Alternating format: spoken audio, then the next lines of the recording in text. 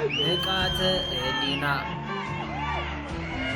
ጆኒ በባለፈው ጊዜያት የተካሄዱት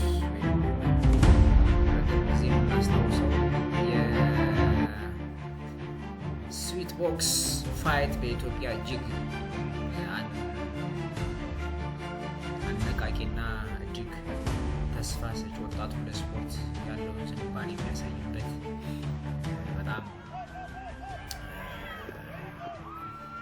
ጤናማ የሆነ ፕላትፎርም ነው ማለት ነው። ይሄኛው ደግሞ አዘጋጁን እጅግ ማመሰግን እፈልጋለሁ።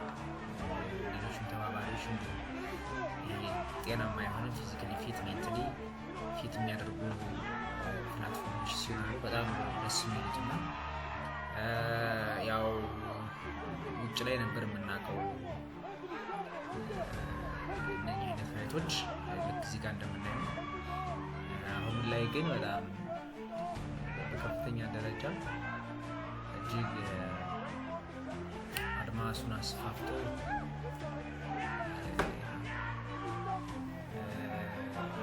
ወደ ኢትዮጵያ ደርሷል ማለት ነው። ስለዚህ ኢትዮጵያውያን አዘጋጆች፣ ተሳታፊዎች እናመሰግን እንወዳለን።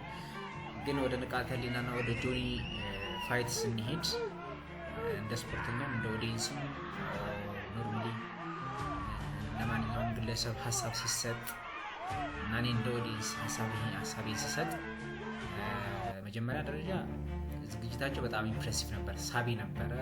በጣም ሰው ጓጉቶ እንዲያይ አርቲስቶች፣ ትልልቅ ሰዎች በቃ ኢንጆይ ለማድረግ ገብተው ያዩት ፋይት ነው። ደስ ነው የሚለው መነቃቃቱ፣ ሰው ጤናማ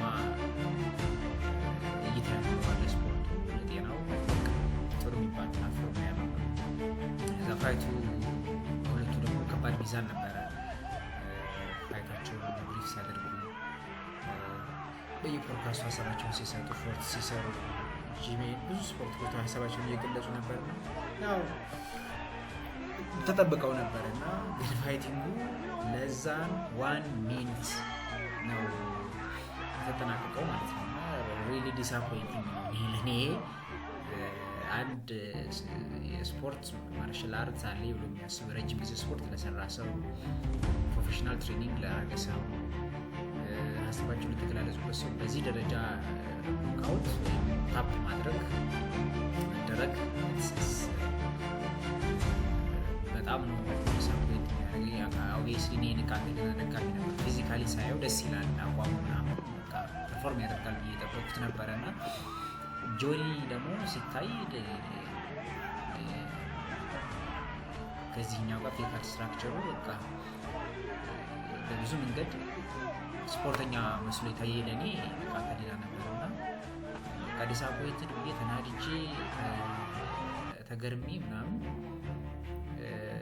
ነው ያሳለፍኩት ያን ጊዜ እና እንዴት እኔ እንደ ኦዲየንስ ሳየው ደጋግሜ ምንድነው ችግሩ ብዬ ስገምት ግን ግልጽና ቪዚብል የሆነ ነገር ነበረና አንደኛው በፖድካስቱ እንዴት አድርጎ ኖክአውት እንደሚያስደርገው ነግሯል። ሰው መጀመሪያ ማየት አለበት ከፋይቲንግ በፊት የሱ ቴክኒኮች ምንድን ናቸው የሚለውን ማወቅ ይቻላል። ምክንያቱም እየተናገረ ነው በየፖድካስቱ እንዴት ራሱ አንገት ይዞ እንትን እንደሚያደርግ ምናምን ሁሉ አለው የሆነ ፖድካስት ላይ ይቻላል። ይሄን አንደኛ ቴዎሬቲካሊ የስልጠናውን እንትን ፐብሊክ አድርጎለታል ማለት ነው። ይሄ ደግሞ ሌላ ቦታ ላይ ነው ሰው ንቃተ ህሊና ማድረግ የነበረበት። ይሄ ሰው ዝግጅቱ ምንድነው ዛት በዛ ዝግጅት መሰረት እንዴት አድርጌ ሰልፍ ዲፌንስ ማድረግ እችላለሁ የሚለው ማወቅና ማሰብ ነበረበት እና ጌሙ ሲጀምር ከዛ በኋላ ሁለተኛ ፌዝ ደግሞ ለሱ ጌሙ ሲጀምር ያሳየው እንቅስቃሴ አለ እንደ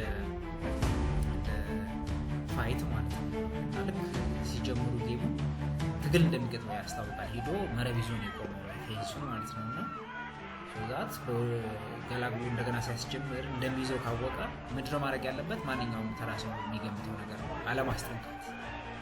እጁንም ብዙ ነገር እንዳይጠቀም ማድረግ እየቻለ ግን በምንም መንገድ ተጠግቶ እንዲጫወቱ ሆኗል።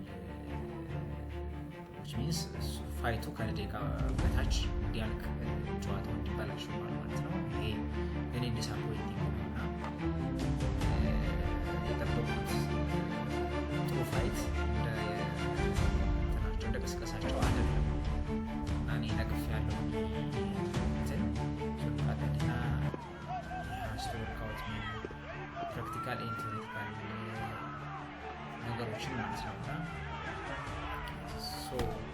በዚህ ነው የደመደምኩት የነበረውን ጽሁፍ።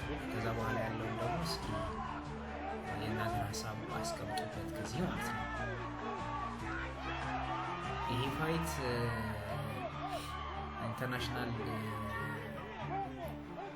ፋይት ነው። የኛው ኢትዮጵያዊ ቢኒያም ሽብሬ እና አንቶኒ የሚባሉ ሁለት ተጋጣሚዎች ናቸው። ሚኒመም በሚባል ደረጃ 3 ደቂቃ ከ20 ሰከንድ ነው ያለቀው እና ኢምፕሬሲቭ ነበር፣ ፈጣን ነበር። በቀላሉ ሊያልቅ ችለዋል ማለት ነው። ፋይቶች እንደምታዩቸው ናቸው። ኮንፋይን ሄር ዲስ ዩቲዩብ ቻናል ማየት ትችላላችሁ። ኪንጎ መሳይ ይባላል። ኢንጆይ ኢት